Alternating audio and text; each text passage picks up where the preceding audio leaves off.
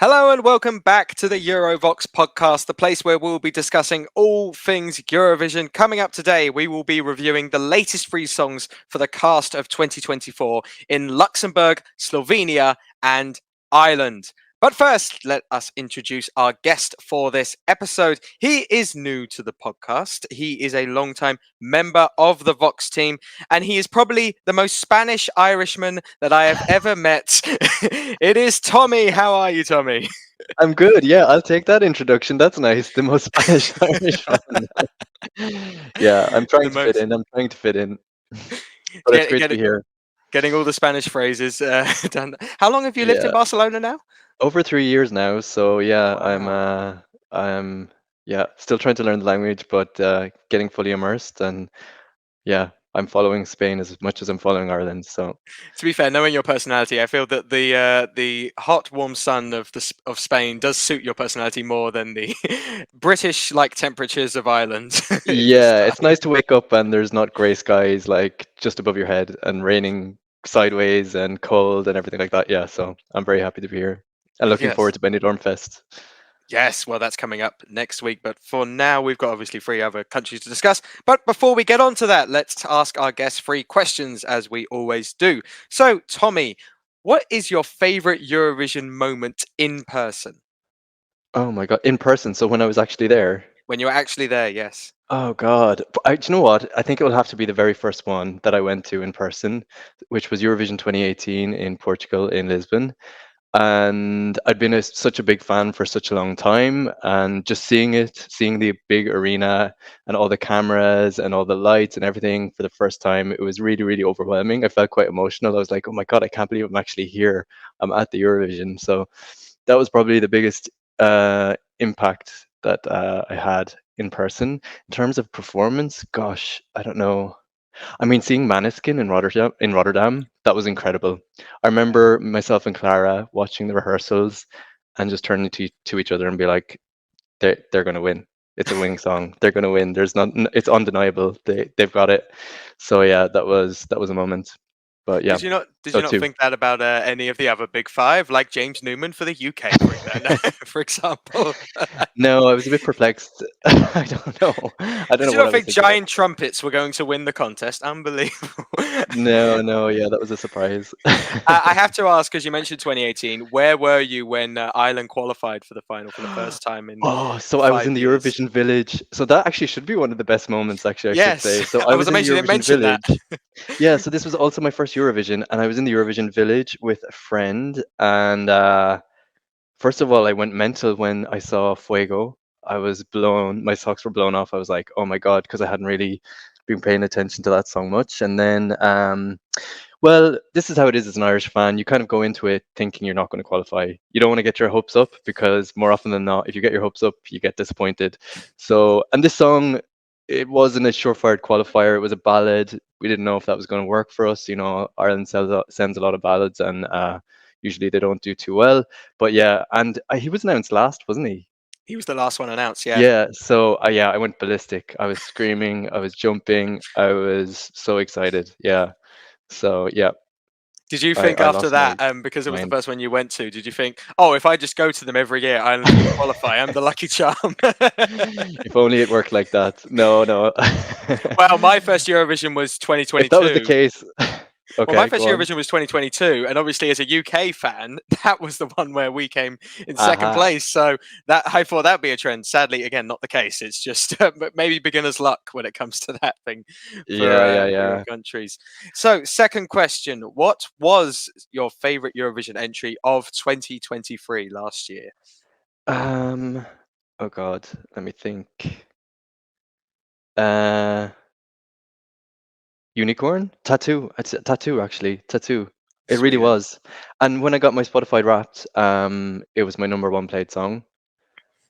And my number 2 played song was Wild from Eurosong 2023. Layla Chain. Layla Chain. I don't know how, and I don't know why. Did you just leave it on repeat when you went to sleep or something? I must have went to sleep and it was on repeat for a whole night or something, because I really don't remember listening to it that much. So more than any of the other 2023 songs, I listened to Layla Chain Wild. What the hell? But yeah, I know that was my favorite. There's a Twitter club around called the Layla Jane Fan Club. Have you ever considered joining? No, but maybe I should. Maybe I should. I tell you what, my Spotify rap is always, it's not misleading, but the problem is because I mainly listen to Eurovision songs on my Spotify.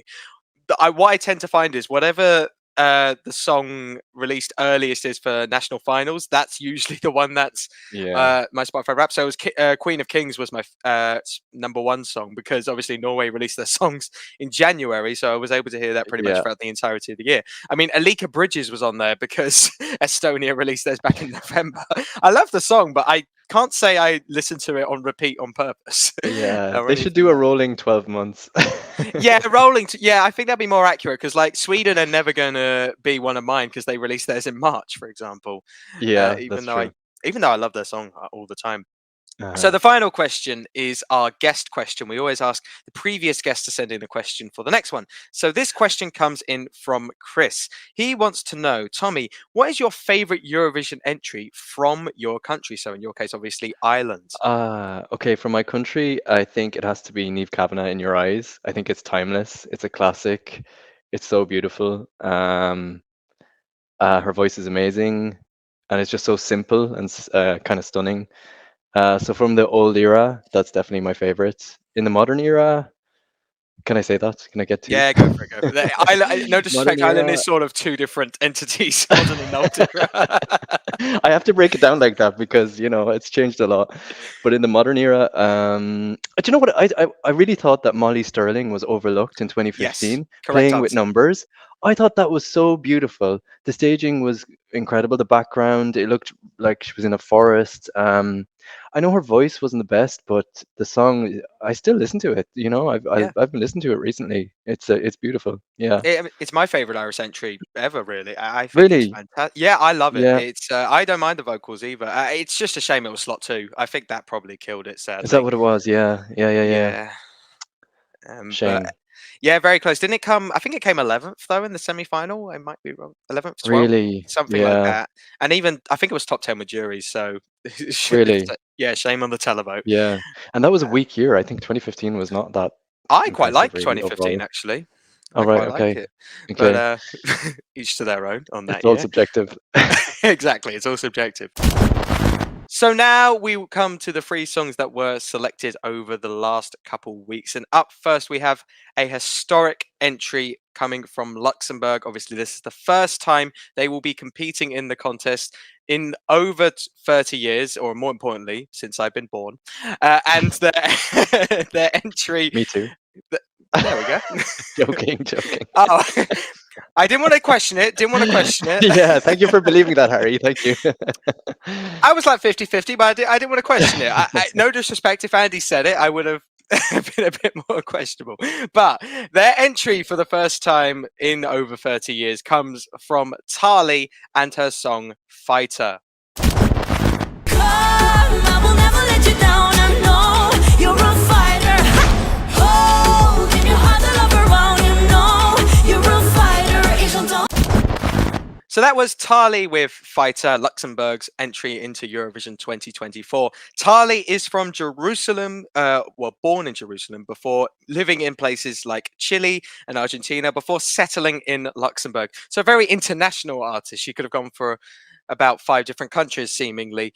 She is obviously the first Luxembourg participant in 31 years. And a nice little fact, mainly because of the language rule, she is the first entry to contain English lyrics, or the song, I should say, is the first Luxembourg entry to contain English lyrics in Eurovision. So, Tommy, obviously Luxembourg, big news that they have returned to the contest. I still remember being in my hotel room in Liverpool when they announced it, thinking it was some sort of fake Twitter account or something like that. But they are back. Obviously, massive amount of expectation and hope for Luxembourg this year. Do you believe that Fighter lives up to that?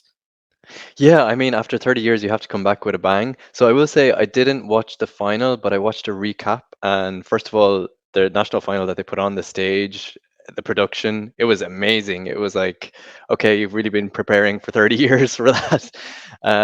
But the song, Tali's song, I think it's really good. Um, the sound of it makes me think like it should be from Greece, but then it slips into these French lyrics and this like cascading singing that she does, and I'm like, wow, that's incredible. It's kind of fascinating. And I like the way they had lots of very good dancers, and they did this kind of diagonal thing where they were dancing on a diagonal on the stage, and with this like sweeping camera angles, it looked really effective. So yeah, I think it's I mean it's not earth shattering. It's I don't think it's a definite qualifier, even though we don't know, all of the songs yet, but I think it's a decent entry. It's pretty good. It's a solid Decent. pop song. Solid pop song, I would have to agree there. I will say, and I will give them a pass, Luxembourg, because it is their first national final in with modern technology and everything there. They didn't hit all the camera angles on that performance. They were late to a couple of them, especially when tilting around or certain thing. It will give you a pass. It didn't affect Tali clearly. It's absolutely fine. But next year, Luxembourg, next year. I would say I was intrigued by Tali's performance because when I listen to the song in studio, it sounds quite ditzy's not the right word, but quite lovely and upbeat. More along the lines of Zoe's LOREEN I associated it with. Maybe that's just the culture. But then obviously she comes on with this like black leatherish outfit and like quite a modern pop staging. So Hmm. it threw me off a little bit, but then the more I focus on it, it's like this does work. I can see the connection here. This looks polished. This looks professional. They've already got some dance moves going. I do find it slightly odd. They start the performance with just two backing dancers tapping her face. Oh yeah, I actually enjoyed So that a lot. That was quite interesting. it's like I've got to have some sort of pedicure before performing. We managed. We were running late on time, but Tali seems very good as a performer. She seems very professional, even though I believe she's quite young. I'd imagine. I believe she's either 22 or 23. Very young performer, but very professional. I think that this is a very good entry for Luxembourg. I would say out of the songs, it has the most Luxembourgish feel. I think the corporation of English and French lyrics represents the diverse nationalities they have in Luxembourg actually quite nicely as well. So I do thoroughly enjoy this entry. I think it's very very good from that sense. I know you mentioned this. I know you mentioned you weren't 100% sure on qualifying. Mm. Do you feel like so? Yeah. So, do you feel like any element of Luxembourg potentially coming back to the contest will help them in any way, or I will it think be an overlooked so. thing? I think so. There's always a bit of a novelty factor when you get a new country entering, and I'm sure they will make a big deal of it in MALMÖ. They will, be sure to let everybody know that they're back after 30 years, etc. And, I feel like when Australia joined, they got a bit of a boost for, joining for the first time. So I think that will help them. But yeah, I guess they have a lot of neighbors as well who will be well disposed to them, so that helps too. Singing in French, they'll pick up French votes. Singing in English, well, they'll pick up anybody's vote. But yeah, I don't think singing in English will necessarily guarantee points for no, the UK. no. So yeah, I mean the Francophiles will like it. But yeah, no, there will be a bit of a novelty factor to have them back, I think.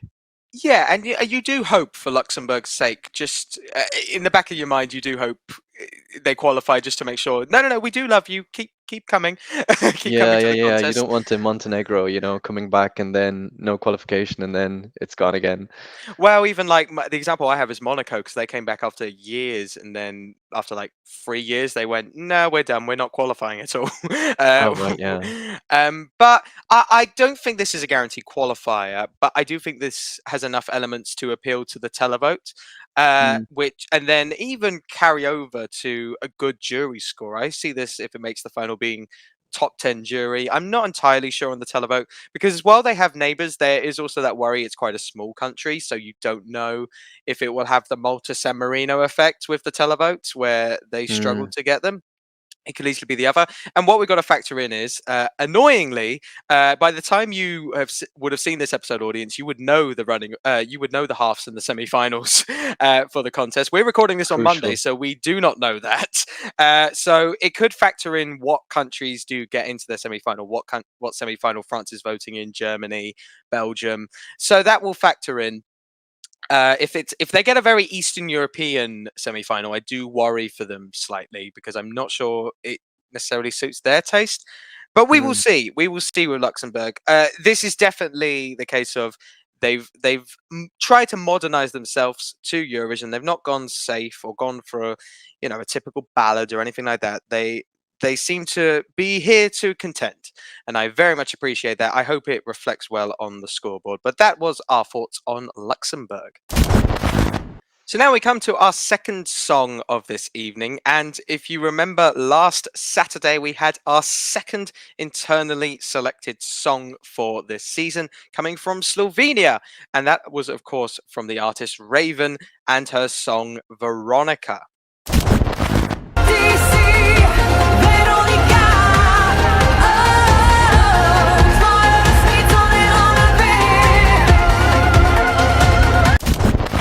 So that was LOREEN with Veronica, Slovenia's entry for Eurovision 2024.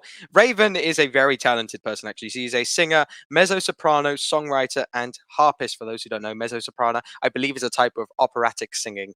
The song actually was co-written by Bojan from Joker Out, Slovenia's entry from last year.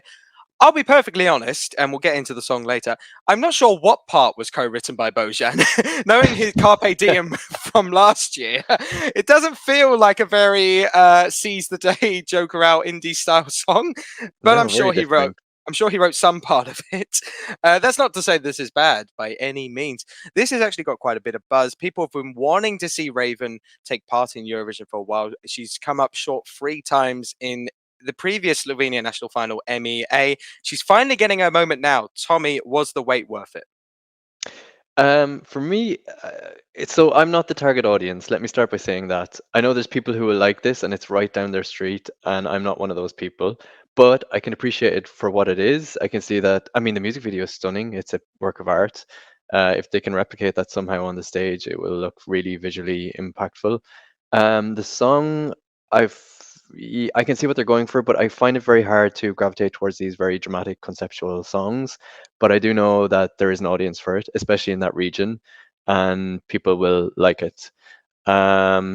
But there's nothing really to fault about it at the same time. Do you know what I mean? Yeah, You know what I mean? It's like it's Yeah. not my taste, but I can't fault it.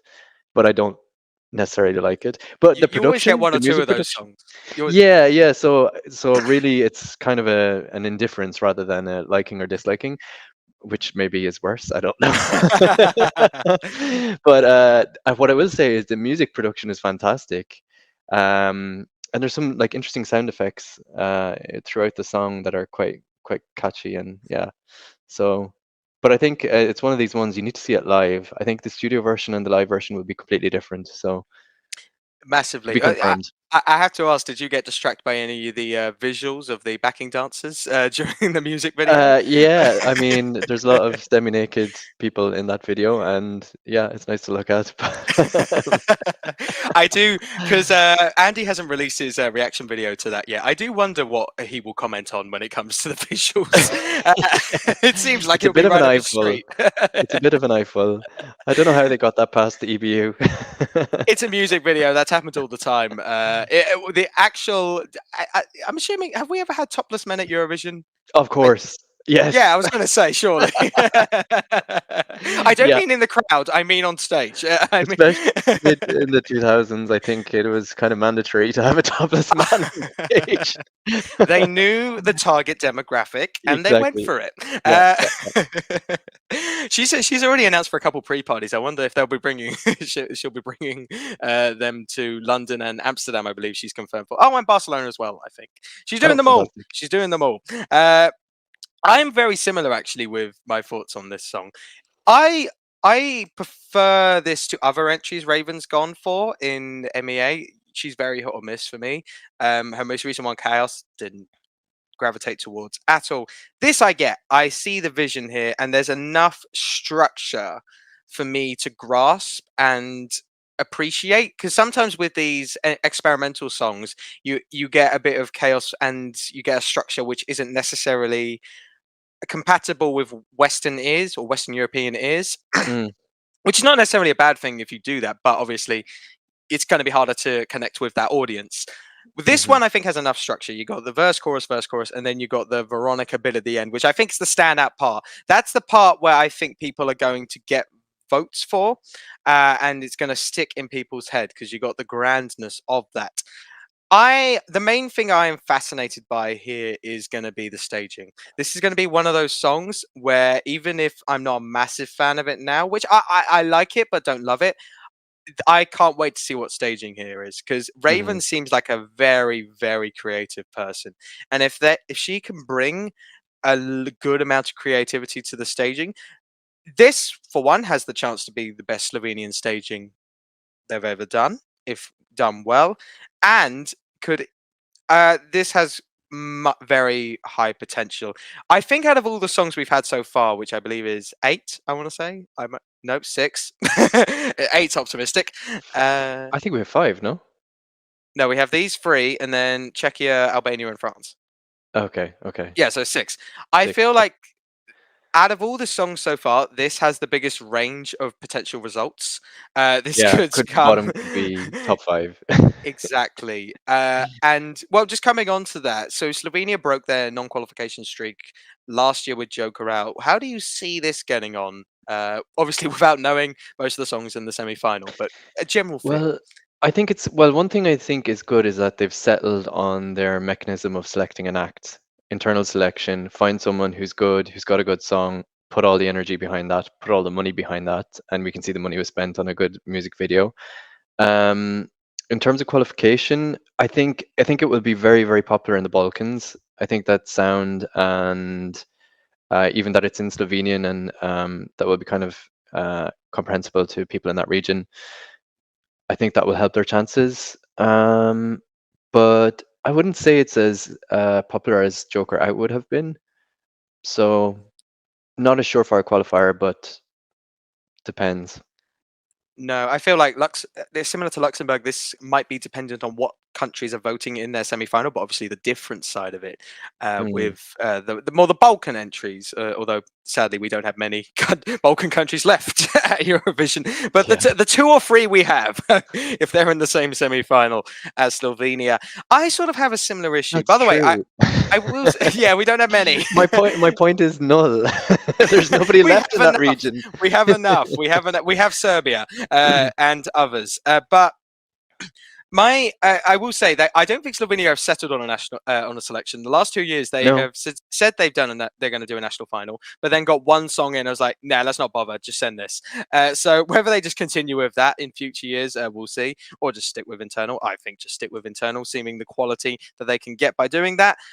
The main thing that's going to be fascinating is how do the masses, non-Eurovision fans, or like diehards, the casuals connect with this, because again, it's a very Balkan, Eastern European sound. I'm not convinced it's Western enough yet, especially if the staging doesn't tell the story enough or have enough wow moments. I feel like, because before the end, I don't feel there's a natural enough hook.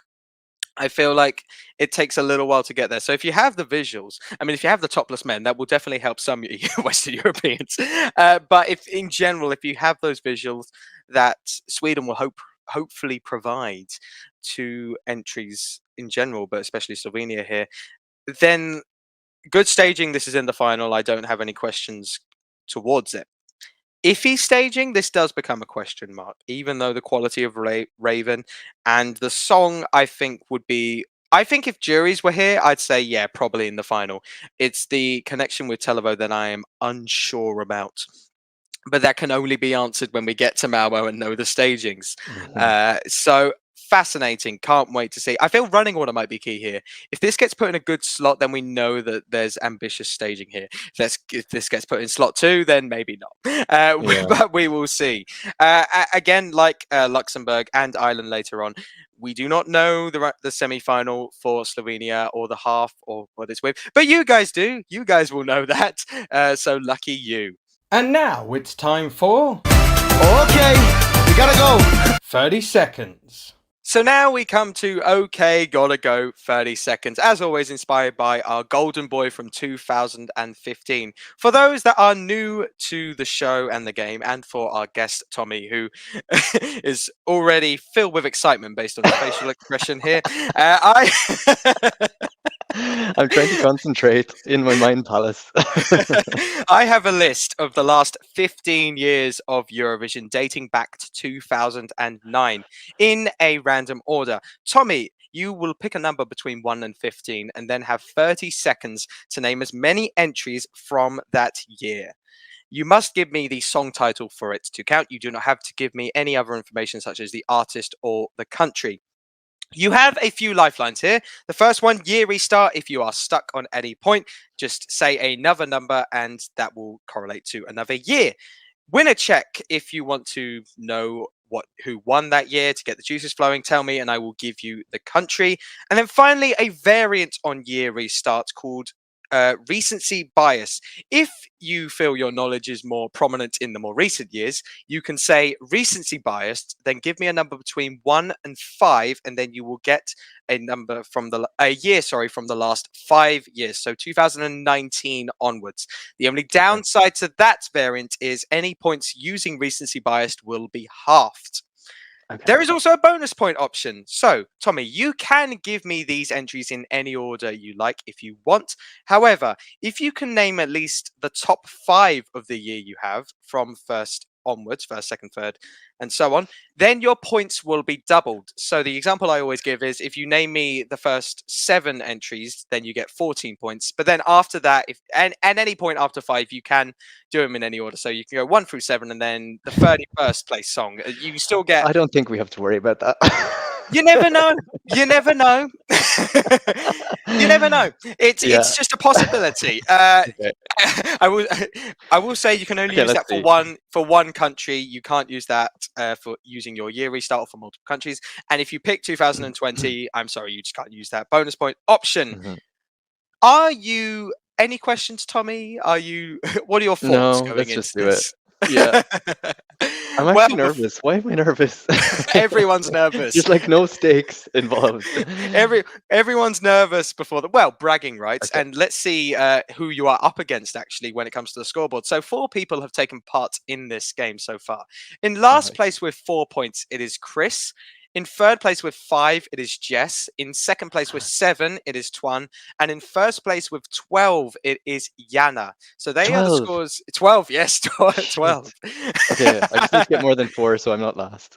That's the aim. Get 4. So your time will start when you hear the year that you get, and your time will end when you hear the following. Okay, hit the end.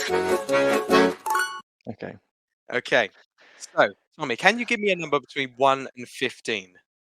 5. 5. Okay. Let's go to the year that number 5 is on. I have the list of countries. So, Tommy, you will have 30 seconds to name as many entries from 2011. Go. Year restart. 2. Yeah. 2. 2018. Go.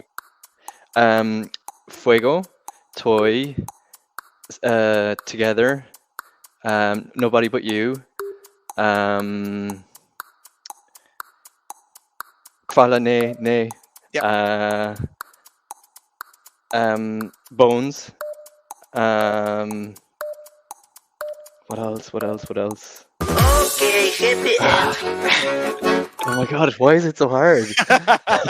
It's a stressful old game, this one, isn't it? I tell you what, that is how you use the year restart. That is, I knew. Yeah. I'll be honest. I knew as soon as I don't even know where that was. 2011. Was that Dusseldorf, 2011? Yes, as soon as you said Okay. 2011, I was like, "You're using your year restart. Let's be on standby with another year."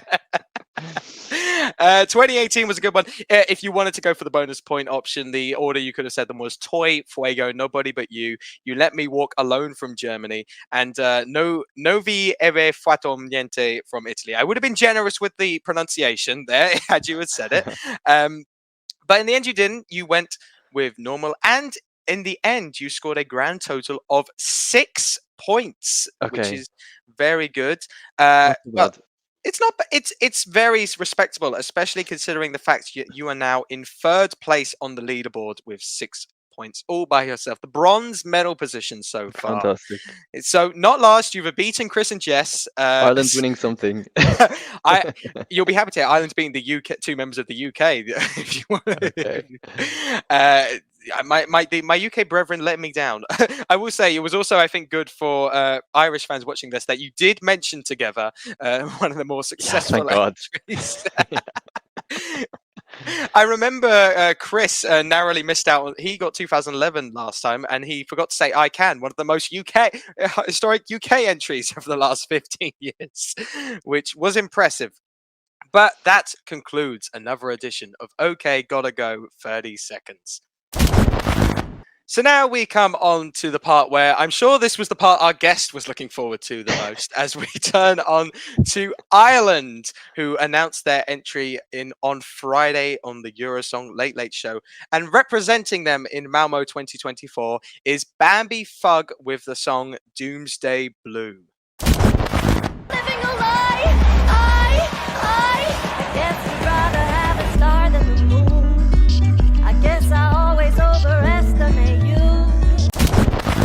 So that was Bambi Fugg with Doomsday Blue, Ireland's entry for 2014. Bambi is from Macroom in Cork, Ireland, and initially trained as a ballet dancer in London before an injury caused them to change focus into singing and songwriting. So I feel like this might be the one we talk about the most, just based on the guest we have with us this evening. Yeah, we didn't have any people from Luxembourg or Slovenia, but we did have an Irishman in They're the harder to Vox find. team. They are harder to find, even for Luxembourg's national final itself. But Ireland people, not hard to find, especially Irish Euro fans. Tommy, I think it's safe to say that Ireland have not had the best of times at Eurovision in recent years when it comes to stuff. No, There it's seems been to horrendous. be. I mean, It's been horrendous. I was hedging it, but yeah, sure. You actually have a different perspective on this because you went to the Eurosong Late Late Show the Late Late Show. Yeah, that makes The sense. late show. Late show. Yes, Yes. exactly. So you have a different perspective on this coming out of it because I know Irish fans. A lot of my friends are Irish fans. They want nothing more than to succeed and get back to that final. What are your initial thoughts of Bambi Fugg being your representative this year? I am absolutely 100% ecstatic. For the first time in a long number of years, probably forever, I can be excited about the act that we're sending. And I don't feel worried. I know that they have the talent, they have the vision, they have the creativity, they have the song, they have the team around them that can make this really impactful, interesting entry. It's not white bread, it's not a dull ballad, it's not something that will be forgettable, it's something different. I think a lot of the panelists were very honest in saying, look, we need to take a risk. Even though some of the other songs were good, good pop songs, and I think Patrick Kilty even said to one of them, like, would you play that on Radio 1? And the panelist was like, no, but I don't have to. That's not the point. That's not what it's about. We need a spectacle. We need a performance. And that's exactly what Bambi Thug does. So it's like also the thing of like, I'm from Ireland and I've never heard of them before. And it's like, how have I not heard of this artist before? Because when you look at the back catalogue, and look at the House of Thug collective that they are part of, just to see the artistry and it's like, I feel like it's Lady Gaga with a witchy twist. It gives me American Horror Story vibes. It's also a bit like a Victorian scorned lover who's like hexing this man. And it's just got so much drama, and there's so many places to go with it. Like there's so much potential. Sorry, I'm getting overexcited. If you can't No, go on. That's why I got let me you have my on. moment. Yeah, that's why I got you on, mate. Cut me off after 15 minutes. But no, after so many years, I've just been kind of disappointed knowing we're going to the final or to the semi-final with a song that's just gonna, maybe we can be lucky that it'll scrape by. To have a song that is so interesting, so risky, so exciting, so different, a mix of genres, not like anything else, not like anything that's ever been at Eurovision before, I don't think, really. Like there's not anything in this genre that's been on the Eurovision stage. The closest thing is like some heavy metal songs, perhaps, but nothing that's quite like a mix of jazz and cabaret and kind of a musical element, and then also just like heavy goth metal. and screaming and incantations, and there's just so much. And it also links back, there's an Irish element too, because pre-Christian Ireland was very pagan, and there was a lot of witchcraft and mystical stuff, and you saw that on the iconography that they used in the Late Late Show visuals. So yeah, there's what I see is so much potential, and I'm so excited, and I trust them as an artist to realize it.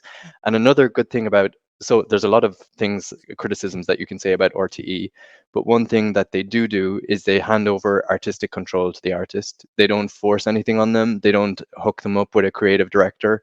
They say, okay, it's you got the ticket, it's your vision, whatever you want to do. And I have so much trust in Bambi Thug and their team. And yeah, it was such an exciting show.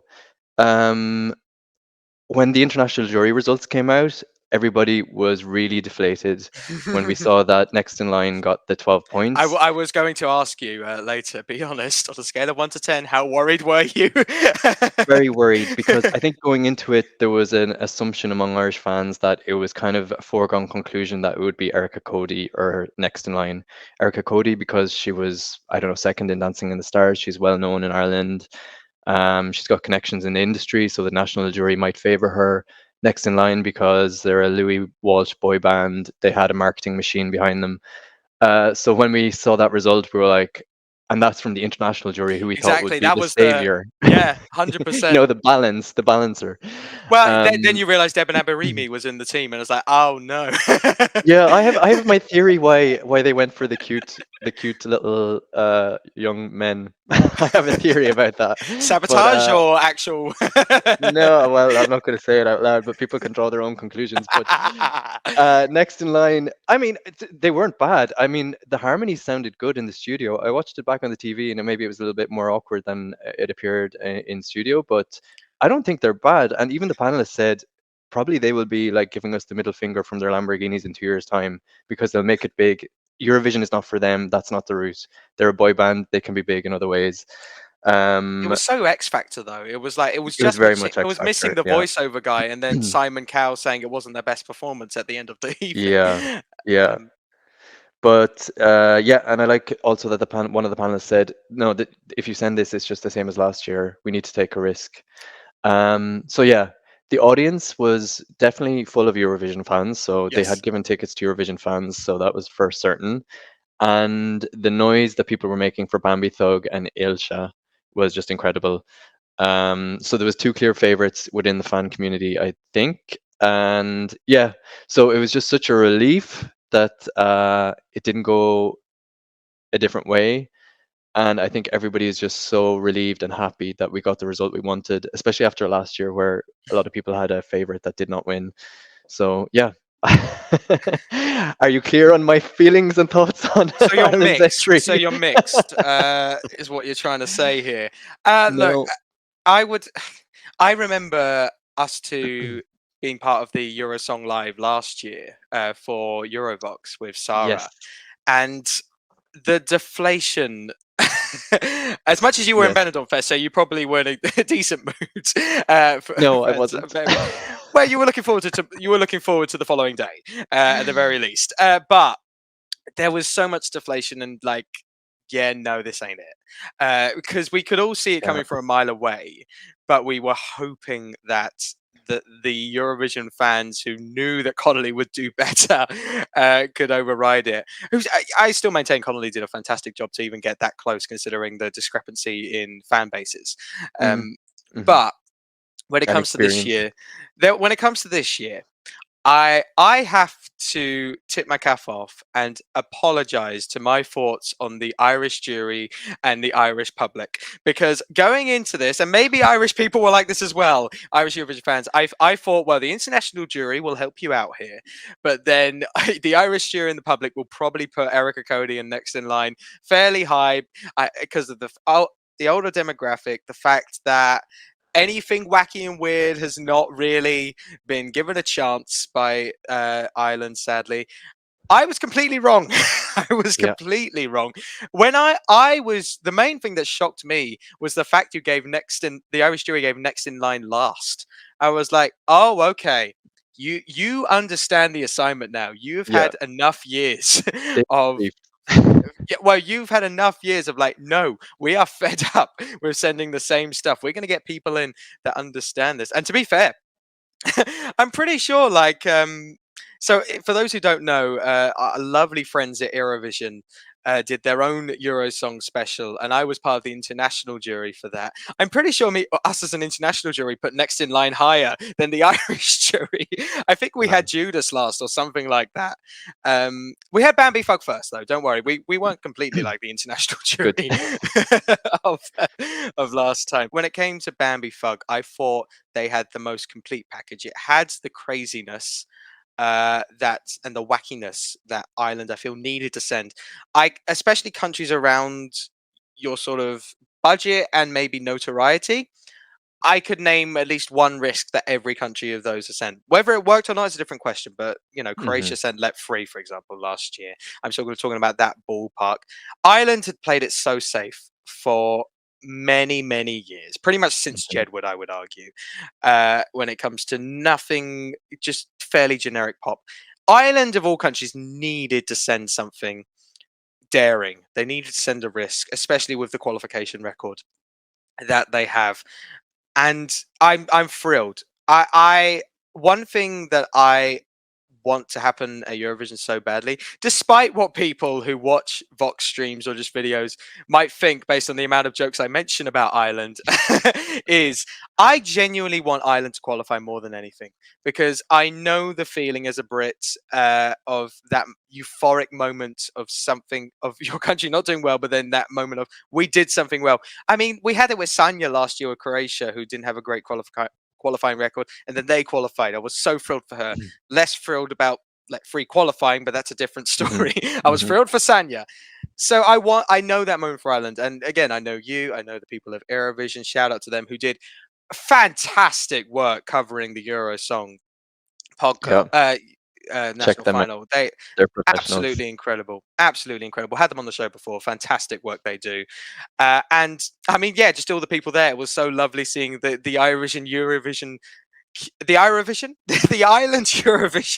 community come together. You had Eurovision, you had ESC Tom came over, you had Mihal from Eurovision Hub. Yeah. And then you see various glimpses of them on camera as well, and it felt like just a euphoric moment. This felt, watching the Eurosong national final, like this is the moment Ireland turn their fortunes round. And I'm sorry if you feel I'm jinxing you, but I'm so thrilled. I'm so thrilled, and it's lovely to see optimism, because I hosted the Eurovoxx Live this year for Ireland as well. And Ireland, I tell you what, our Eurovoxx Lives, sneakily the Ireland ones do very good views. Like there are passionate fans in Ireland. Last year they were so frustrated. This year there was so much a sense of optimism, which since I've joined Vox, since I've become like a hardcore Eurovision fan, I don't think we've had. Like Leslie Roy, there was a little bit before we saw the staging. Brooke, there was slight optimism, I would argue more hope. This actually feels like genuine optimism. And you know what, Ireland fans in particular, you will have some people that have this in last place in their ranking. You'll have it and that doesn't matter, because you'll also have people in first. I should probably actually get onto my thoughts on the song, because I haven't really said them. The song itself, I don't think I really like it. I don't love it. It's probably not going to be on my playlist in the end, but like that radio comment that you said, it doesn't matter. It really doesn't matter. It felt like I was watching a piece of musical theatre on stage. It felt like, I mean this in a nice way, Bambi Fug was the villain in a big West End production, saying their monologue, and I love the contrast from the light and shade of the verses. She even showed their ballet talents at points as well, with the lighter moments, and it all worked. I think, you know what, fair play to Eurosong, because while not perfect, especially comparing to like Luxembourg the following night, it was a massive upgrade on the stage, and just the overall presentation of the national final. It just allowed the artist to be much more creative. I don't think Bambi Fug has the lighting effects or the ability to do all that stuff in the previous two stages. So fair play to them. Fair play to Michael Keeley for organizing this, and fair play. Patrick was a much better host than who was the guy from Ryan previous years. Tubridy. Yeah. Yeah, he seemed to Yeah. care. No Patrick disrespect. Kilty was great. He's much more of an entertainment presenter than Ryan Tubridy, who's a bit more current affairs and newsy, I would say. Yes. But yeah, overall, like zooming out a little bit and thinking about Ireland as a country, Eurosong 2022 compared to Eurosong 2024, miles apart. The song quality, we had 6 like very good, diverse songs, different genres of music. The stage wasn't great, but they made the best with what they had. The sound mixing was a little bit off at some Yeah, points, to be which fair, that bothered the me. sound mixing wasn't great. But Yeah, that especially for can be Bambi improved for Thug, MALMÖ the though. track needed to be pumped up. But yeah, Massively.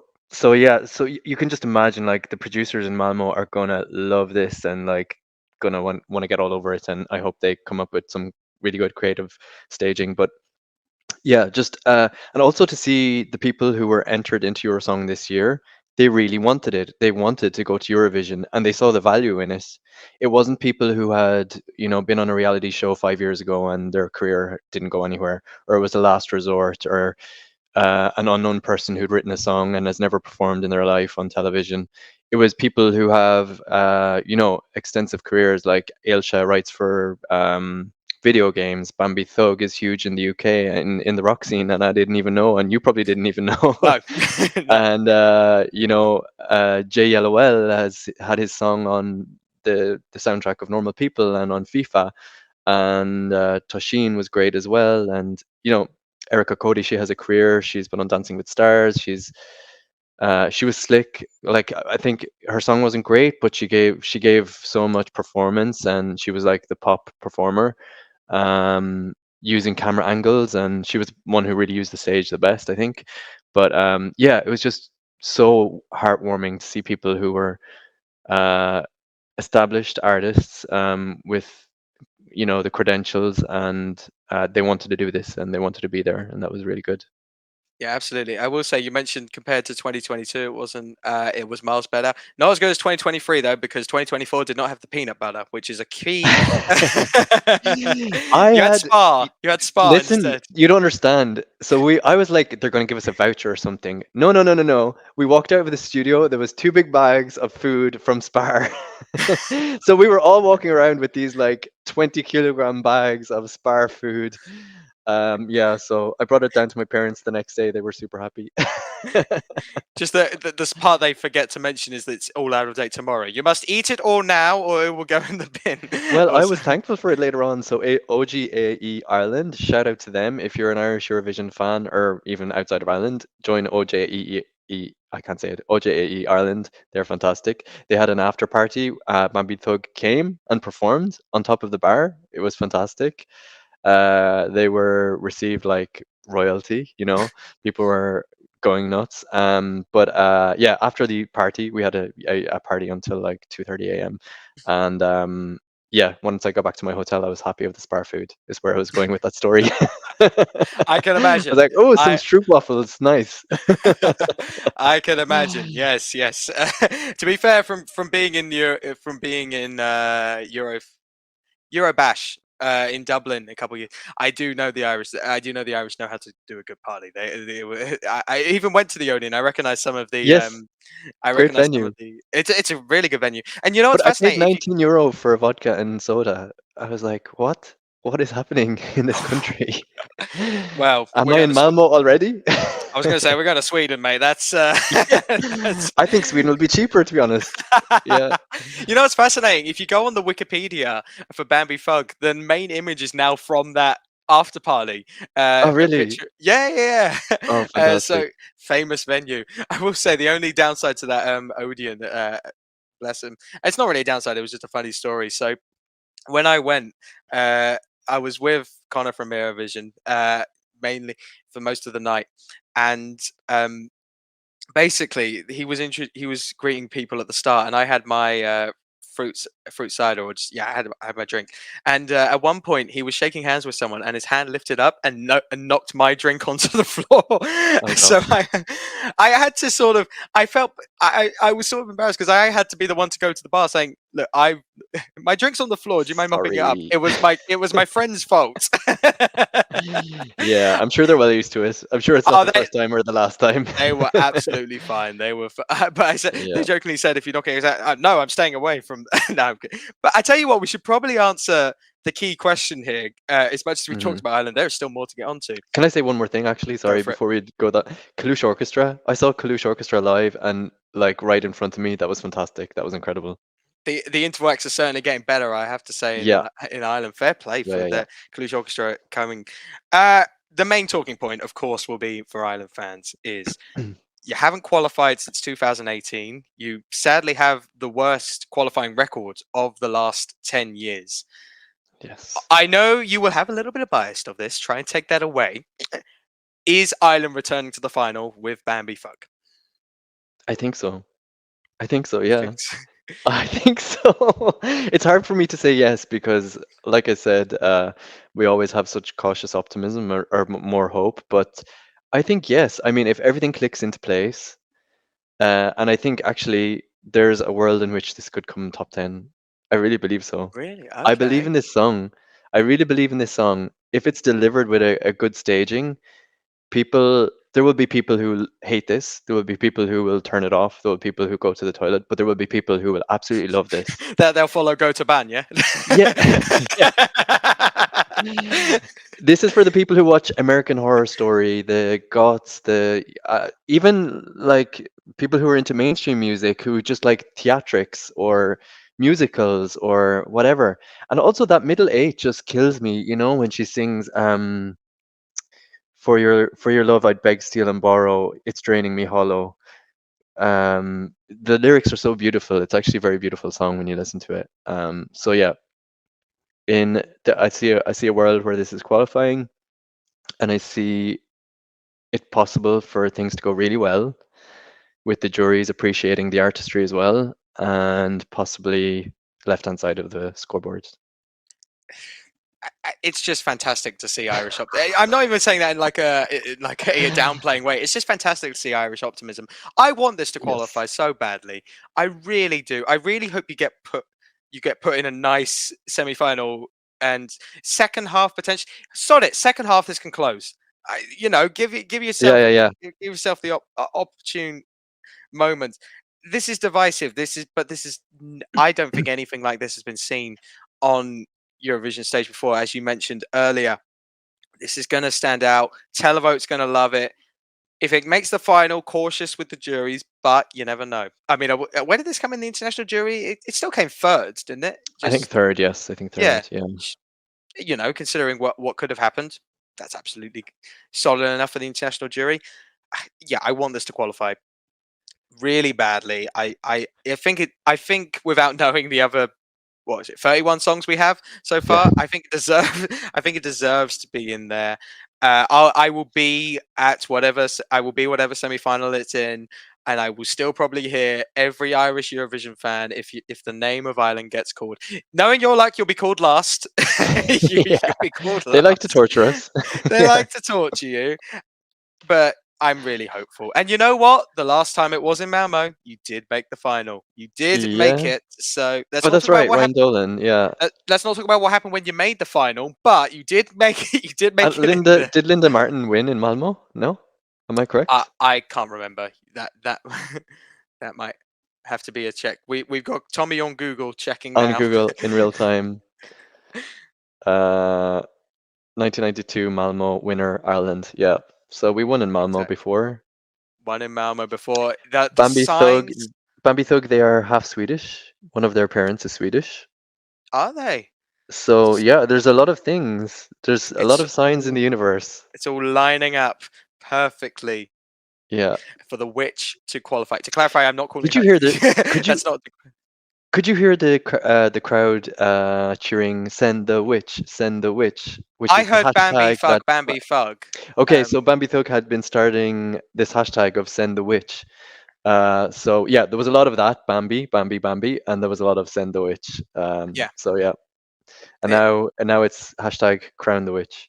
Crown the Witch. Amazing. Yes. I will say I did have some slight I did have a bit of caution when I started hearing the Bambi folk songs. I was like, oh, this audience is going to be pissed if it's Erica Cody now. This one- Yeah. I will say, being in that small studio and seeing all the finalists lined up, the panelists giving their honest views for once and saying who they thought should go, and hearing the final results is so painful to watch them, realize that they didn't make it. Yeah. One ecstatic person and five really deflated people, especially Erica Cody. I think she believed her own hype a lot. Yeah. Yeah, I think I think she expected to win. she did probably. I mean, don't look at the odds is what I would say there. Yeah. But anyway, that is our. There's a lot of detail we went into there with Ireland, but it's all warranted for what I feel. There's Can I a give- lot. Can I Go give 20 seconds to Gotubin? Go on, go for Okay, it. I love what she did. She did more for the Irish language in 3 minutes or in the last 3 weeks than has been done in the last 50 years. I'm disappointed with the live. I'm sorry she went for this like childish. That's Samson vibes, is what I. Yeah, and even the vocalization was a bit childish. I wish it had more edge, but that song is special, very special. I tell you what though, the positive you can take from Go Toban is clearly either the staging worked for Sam or the song itself worked enough to get second place, and Yeah. that will surely encourage more Irish language songs in your national final in the future. Yes, I think it's like we don't have any modern pop Irish songs. It's just not a genre that has existed. So she's opened doors, and yeah, I hope she comes back, and I hope other people think about doing pop in Irish, because I think it's really interesting. And also, she was very gracious. Shout out to Elsha. She was so gracious to stay Massively. afterwards. She was, talking to everybody. We spoke to her. Yeah, she was very gracious with her second place. Massively. I feel like either of the top two would have been superb representatives for Ireland just as a person. I can't wait to see. Hopefully Bambi Fug travels around the pre-parties. I think they will be an absolute blast. Press are gonna love them. Love them. Absolutely love them. But as with usual, we don't know what semi-final Ireland are in. We'll find what you will know. We will find out tomorrow. But that is our thoughts on Ireland this year. So that will conclude for another episode of the Eurovoxx podcast. Thank you so much for listening. Coming up next week, yes, these are going to go weekly again because the national finals are coming thick and fast. I mean, what a lineup it's going to be for next week. We have Spain, we have Norway, we have Ukraine. There's also Malta as well, but focus on Malta. Focus on the first three. I'm sure Malta will be great. Why not? But before then, Tommy, you have been a fantastic guest. Loved having you on the show. Thanks for having me. No worries at all. Feel free to follow us on all socials: Twitter, Instagram, Facebook, TikTok. Subscribe to our YouTube channel, like the video, of course. Make the news website your home for all Eurovision news, and of course, in my very biased opinion, make sure to follow the Spotify and leave a like and a rating. It does help expand this podcast. But all that's left for me to say is thank you for listening, and we will see you next time. Bye, guys.